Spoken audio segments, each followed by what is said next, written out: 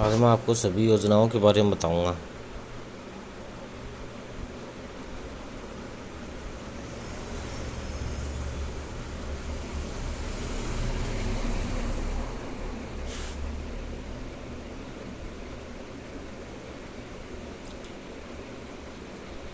एक तो ये है लाडो प्रोत्साहन योजना, जिसमें जब भी कोई लड़की या बेटी का जन्म होता है तो उस पर 1.5 लाख रुपए तक की प्रोत्साहन राशि उसको दी जाती है। कैसे?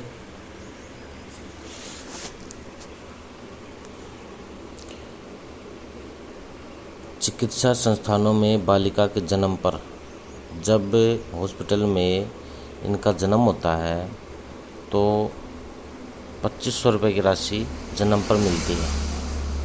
उसके बाद 1 वर्ष की आयु तक पूर्ण होने पर समस्त टीकाकरण जितने भी होते हैं 1 साल में 2 या 3 या 4 जो भी, वो जब ये करवा लेते हैं तो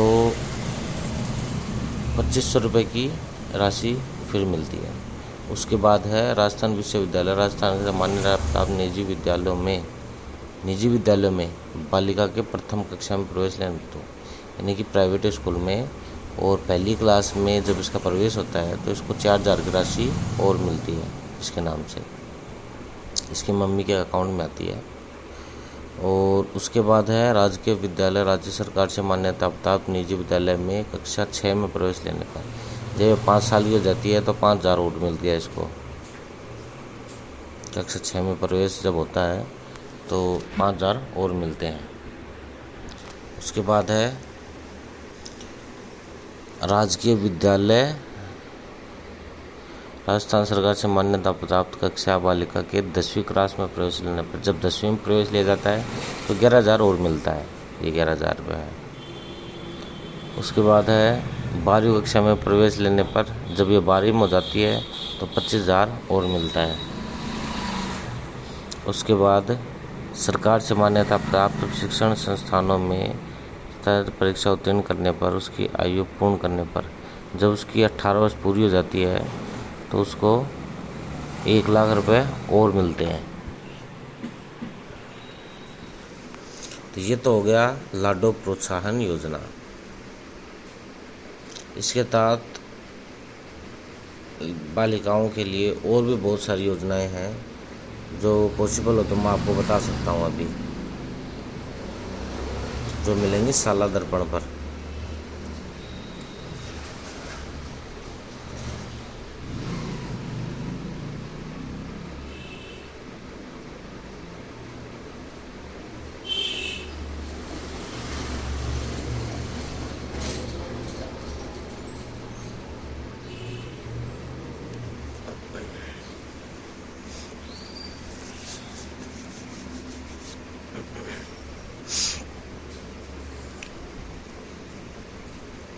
स्लो चल रहा है।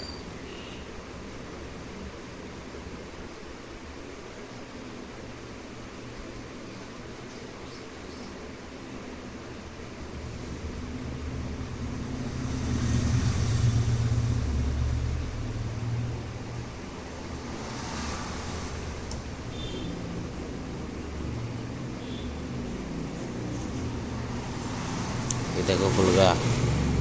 इसमें बच्चों के लिए बहुत सारी योजनाएं हैं। संकल्प पोर्टल, ज्ञान संकल्प पोर्टल, समग्र Sanskrit education, private school portal, schools staff, citizen, student, बालिका प्रोत्साहन, लाडो योजना ये रही, खेल कूद, शाला संवाद, इंटर्नशिप, फ्री टेक्स्ट बुक, और भी मोर करके और दिखाता हूँ, और भी बहुत सारी हैं।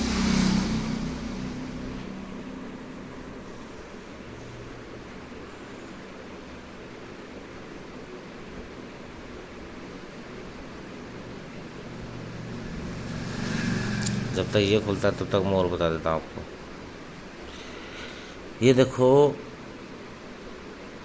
एक फार्मर रजिस्ट्रेशन आईडी है जो अभी राजस्थान में चल रही है और बाकी सेंट्रलाइज है, हर स्टेट में चल रही है ये।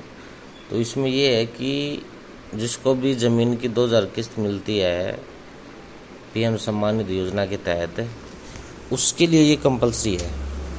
अब या तो पहले से जिसके किस्त आ रही है या नहीं आ रही है, उससे इसको कोई फ़र्क नहीं पड़ता, लेकिन सबको ये करवाना ज़रूरी है।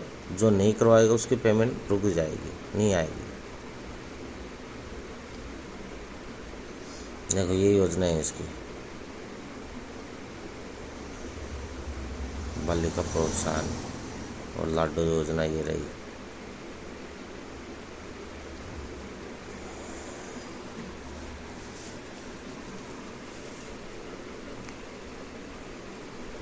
तो इसमें कोई भी एडमिशन कर सकता है।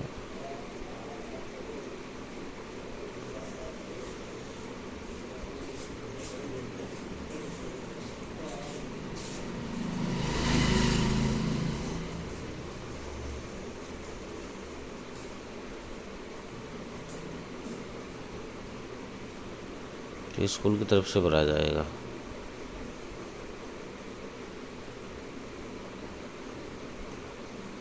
ये तो मैंने बता दिया। और सेम जो स्कीम है, जो योजना है, इसमें और बहुत सारी हैं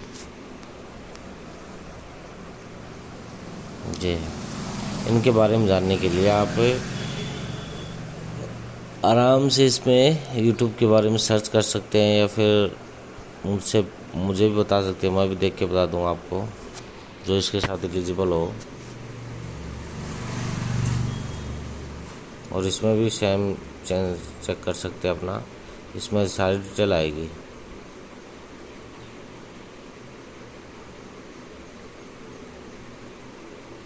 इसका लिंक डाल दूँगा, साथ में आप देख लेना किसको स्कॉलरशिप मिलती है, कितनी मिलती है। इसमें स्कॉलरशिप भी है। इसमें आप खुद भी चेक कर सकते हो कौन सी स्कीम है, कौन सी नहीं है, कौन सा एरिया है, कौन सी स्कॉलरशिप है, किसको मिलेगी, कैसे मिलेगी, कौन सी स्कूल में मिलेगी। उसके बाद फार्मर रजिस्ट्रेशन मैंने आपको बता ही दिया था अभी कि फार्मर रजिस्ट्रेशन सबके लिए कंपलसरी है। और जिसकी किस्त आ रही है, रेगुलर आ रही है, उसका ठीक है, उसको भी कंपलसरी है करवाना। और नहीं आ रही है तो क्यों नहीं आ रही है, चालू कैसे करवाएं, तो ये रजिस्ट्रेशन करवा लें। उसके बाद मैं हेल्प कर दूंगा आपकी चालू करवाने के लिए।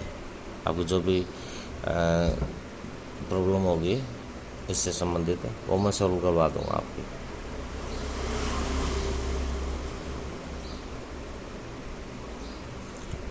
और जिसका अभी ये रजिस्ट्रेशन तो बंद पड़ा है, लेकिन ये तो पता नहीं कब चालू होगा।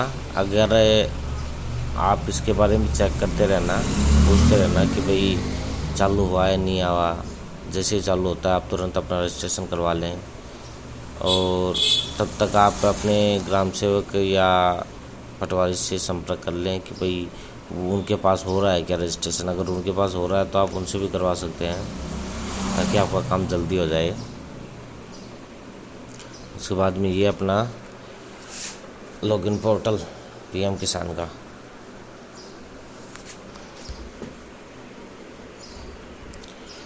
इसमें देखो बहुत सारी डिटेल्स दे रखी है कि इसके बारे में बहुत सारी जानकारी आपको यहाँ पर भी मिल जाएगी।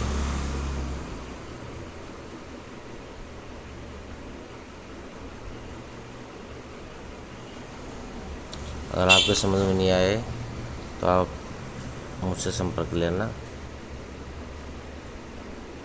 बाकी कोई भी समस्या हो आपकी, इनसे संबंधित मैं सॉल्व करवा दूंगा। उसके बाद में है फूड डिपार्टमेंट, खाद्य सुरक्षा और उससे संबंधित। अब देखिए इसमें खाद्य सुरक्षा वाले में बहुत समस्या आ रही है लोगों को।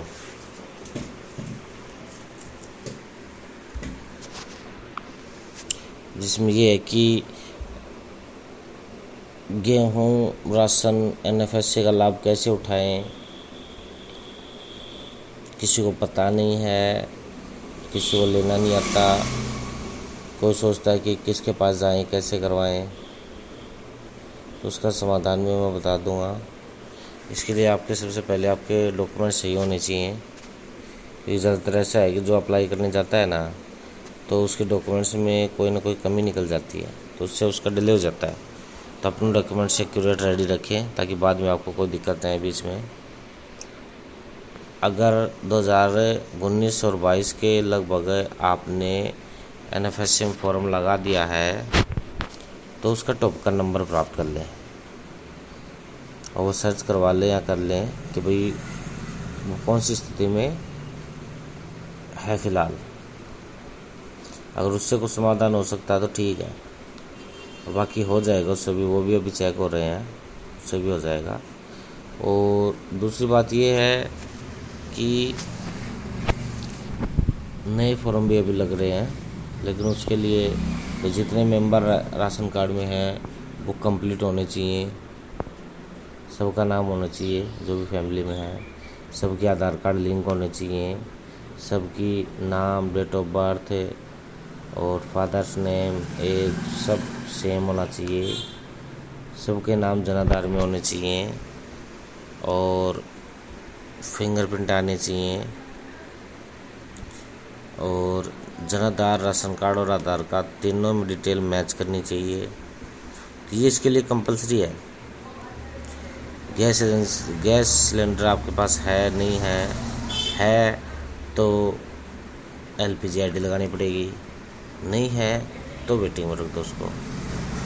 उसके बाद अप्लाई कैसे करना है, जब अप्लाई करोगे तो ये देखो ऐसी चीज़ है कि इसमें कोई भी गलती की गुंजाइश नहीं है। आपके अगर खुद करेंगे ये काम तो आपसे कोई गलती हो जाएगी और रिस्क में पड़ जाएगा और आपका NFSC रह जाएगा, फॉर्म रिजेक्ट हो जाएगा। इसलिए आप खुद कोशिश मत करना और ई मित्र से ही ट्राई करवाना, ताकि कोई प्रॉब्लम हो तो वो अपने आप देख लेगा। उसके बाद है, अगर कोई NFSC के लिए एलिजिबल नहीं है तो वो अपना गिव अप भी दे सकता है।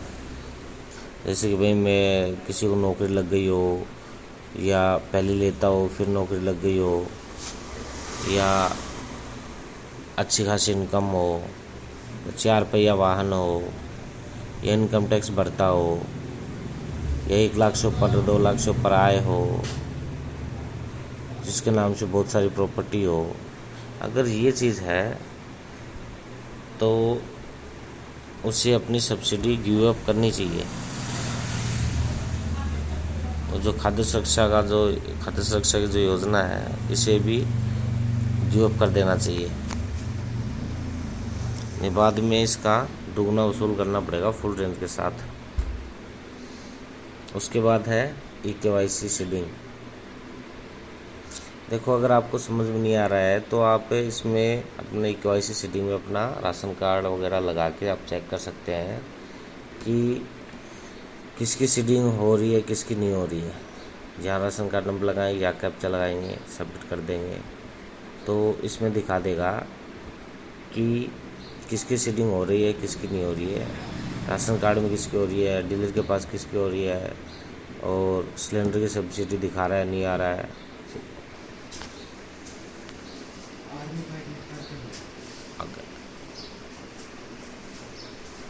तो इस हिसाब से अपनी डिटेल चेक कर सकते हैं।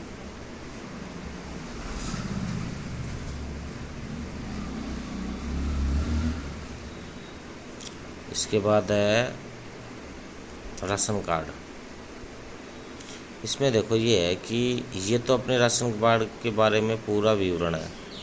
जैसे यहाँ पर अपना ज़िला चुन के या राशन कार्ड नंबर लगाएंगे, फिर यहाँ पर कैप्चा लगा के सर्च करेंगे, फिर उसमें देखेंगे तो उसमें आपके राशन कार्ड की डिटेल दिखा देगा कि किस समय पर क्या क्या किया था, कितना क्यों लिया था, अच्छा क्या चल रहा है, क्या स्टेटस है।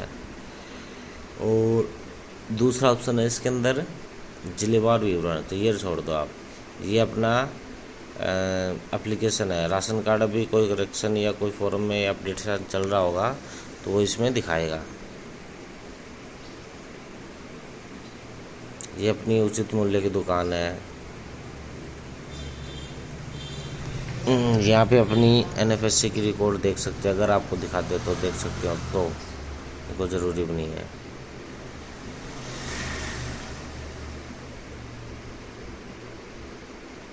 उसके बाद में ये ज़्यादा वो नहीं है, इम्पोर्टेंट नहीं है। ये हो गया राशन कार्ड के बारे में। उसके बाद मैं बताऊंगा आपको डॉक्यूमेंट प्रिपेयर कैसे करना है, कैसे नहीं करना है।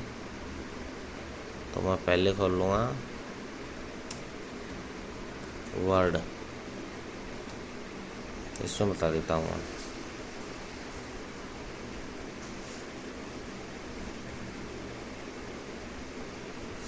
देखो, जैसे कि आपको कास्ट सर्टिफिकेट बनवाना है,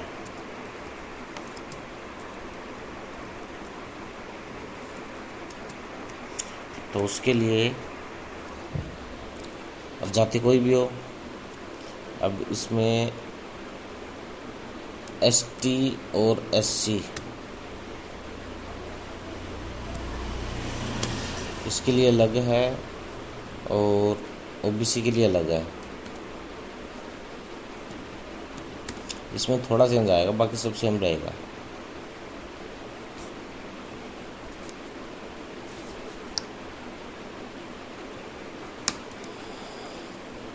देखो, एक तो फॉर्म लगेगा कास्ट का, इसके साथ डॉक्यूमेंट्स लगेंगे,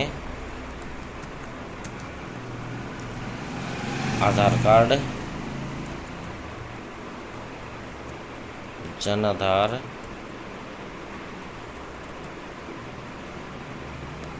राशन कार्ड और मदर या फादर का वोटर आईडी 10 साल पुराना। ठीक है, ये डॉक्यूमेंट्स हो गए। करवाना क्या है, 2 गजेटेड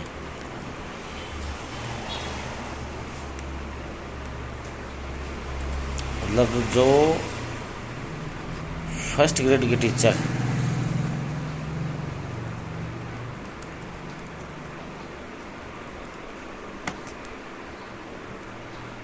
उनके साइन विद सील।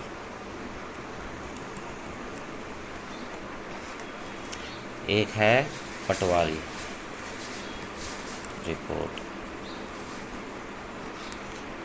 ये तो हो गया इसका। SC/ST में इनकम नहीं लगेगा। OBC के लिए सारा सेम रहेगा, बस इसमें इतना है, OBC में इनकम लगेगा, इनकम रिपोर्ट।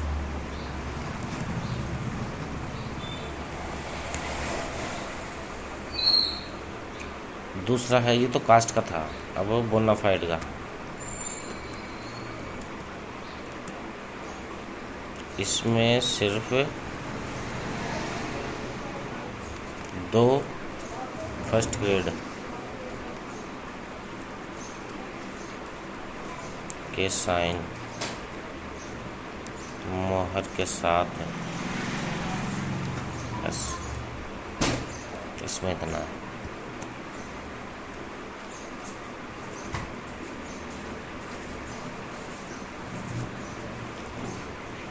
और राशन कार्ड में करेक्शन,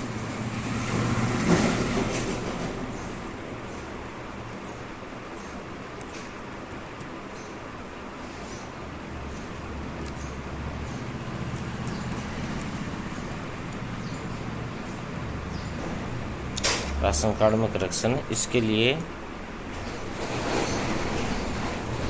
राशन कार्ड चाहिए,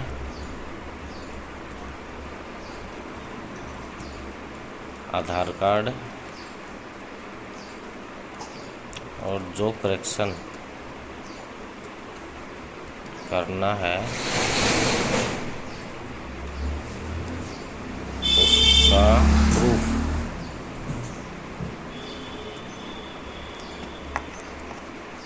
उसका प्रूफ चाहिए बस। और ग्रामीण क्षेत्र में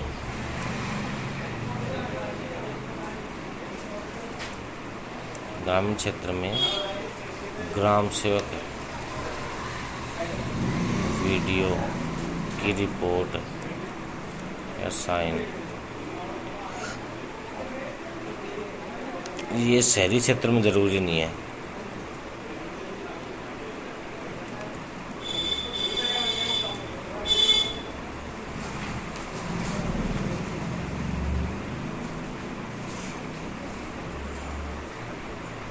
इसके अलावा अगर और कुछ हो तो आप, हाँ लेकिन और भी बताते हैं। एक और थोड़ा सा और याद आया अभी कि आधार कार्ड,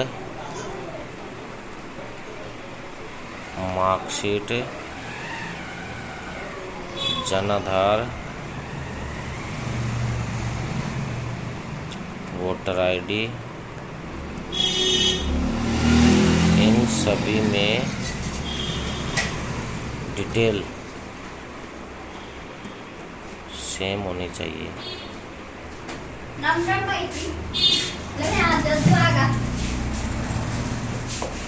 सेम होनी चाहिए,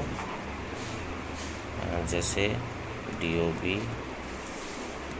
और नेम,